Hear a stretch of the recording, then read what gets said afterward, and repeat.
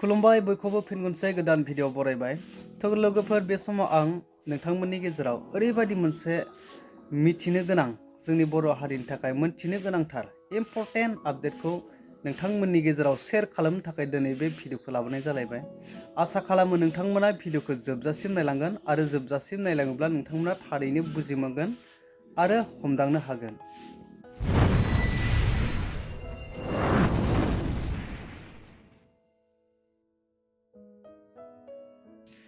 जोंनि बिटिआरनि सीएम मानगोनां प्रमद बर' सारनि माखासे गोनांथार बिबुंथि बा बिनि माखासे पावर जे सोरखार सोलिनानै दे प्रमद बर' सारा मा पावर बाहायबोखो बिनि माखासे डिटेल्स बाथ्राखौ मानगोनां प्रमद बर' सारनिफ्रायनो नोंथांमोना रोखा मोनथिनो मोनगोन। थ' बेवहाय मोनसे प्रतिदिन टाइम निउसाव मोनसे प्रग्राम जादोंमोन। दा बेवहाय गोबां राजखान्थि दोलोनि दैदेनगिरिफोरखौ लानानै सोंनाय फिननायनि मोनसे प्रग्राम। बेवहाय अखिल गगoi सारा गोबां बाथ्रा सोंदोंमोन।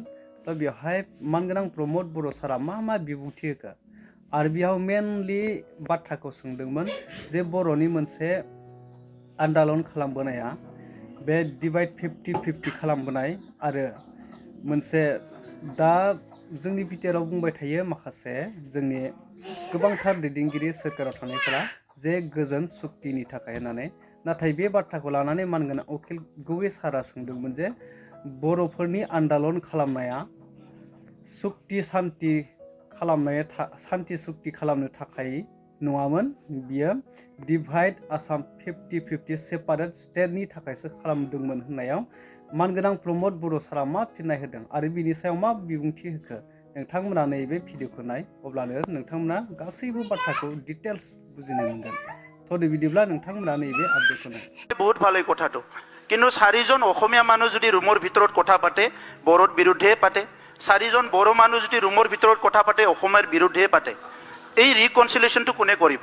সেইটো যদি চলি আহিছিল যেতিয়া বডোলেণ্ডৰ সংঘাত হয়, যেতিয়া আপোনালোকে অৱসান ঘটাব, যেতিয়া বডোলেণ্ডৰ সংঘাত হয়, নহয় আপুনি যিটো কথা ক'লে যে চাৰিজন যদি লগ হয় অসমীয়াই বড়োৰ বিৰুদ্ধে পাতে আৰু বড়ো লগ হ'লে অসমীয়াৰ বিৰুদ্ধে পাতে, এই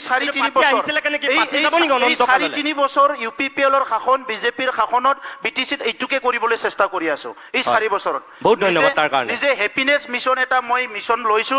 অহা 1 জানুৱাৰীত 23টা জনগোষ্ঠীৰ ভিজন ডকুমেণ্ট মই নিজে পাব্লিছ কৰিবলৈ গৈ আছো, সব জনগোষ্ঠী বিটিচি যিখিনি আছে, কিন্তু এইখিনি কামটো মই অসমত কৰিব নোৱাৰো। মই প্ৰমোদ বড়ো ডাঙৰীয়া, মই বাৰম্বাৰ আপোনাক সেইটোৱে কৈছো যে আপুনি বড়ো ছাত্ৰ সন্থাৰ সভাপতি, তাৰপিছত এটা বড়ো আন্দোলনৰ আপুনি মোটামুটি নেতৃত্ব লৈছিল, আজি আপুনি চিএম হৈ আছে। আপুনি কিয় বিটিএডিৰ অকল চিএম হওক? মই কৈ আছো যে আপুনি অসমৰ মুখ্যমন্ত্ৰী হওক এদিন। আপুনি অসমৰ মুখ্যমন্ত্ৰী হোৱাৰ সপোনটো কিয় নেদেখায়? আপুনি অখিল গগৈ, লুৰিণজ্যোতি গগৈ, সপোন দেখাটো ভুল নহয়, কিন্তু সপোনটো ইমানো ডাঙৰ হ'ব নালাগে যে পিছত আৰু নিজৰ ভৰিৰ মাটিখিনিও নাথাকিব।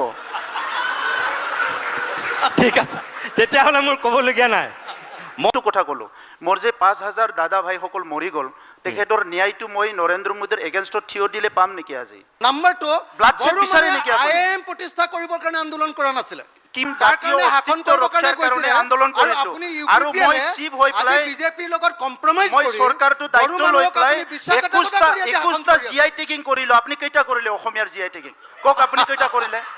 মোৰ এতিয়া খাদ্যৰ পৰা লৈ পেলাই আৰণ্যাই, গামছা, দখনা, নাফাম, আমাৰ যিমান আছে অনলাখাৰে আঞ্জা সব মানে আমাৰ চিপুং আহি গ'ল। আপুনি কি কৰিলে?